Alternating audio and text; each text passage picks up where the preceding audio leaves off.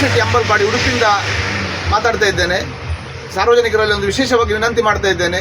ನಿನ್ನೆ ದಿವಸ ಉಡುಪಿಯಲ್ಲಿ ಹಠಾತ್ ಯುವಕನೊಬ್ಬ ಕುಸಿದು ಬಿದ್ದಿದ್ದು ಆತನನ್ನು ಜಿಲ್ಲಾಸ್ಪತ್ರೆ ದಾಖಲು ಮಾಡಿತ್ತು. ಆತ ಇದೀಗ ಮೃತಪಟ್ಟಿದ್ದಾನೆ.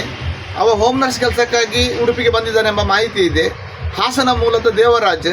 ಅವನ ಮನೆಯವರ ಸಂಬಂಧಿಕರ ಯಾವುದೇ ಒಂದು ವಿಳಾಸ ಇವರಿಗೆ ಪತ್ತೆ ಆಗಲಿಲ್ಲ.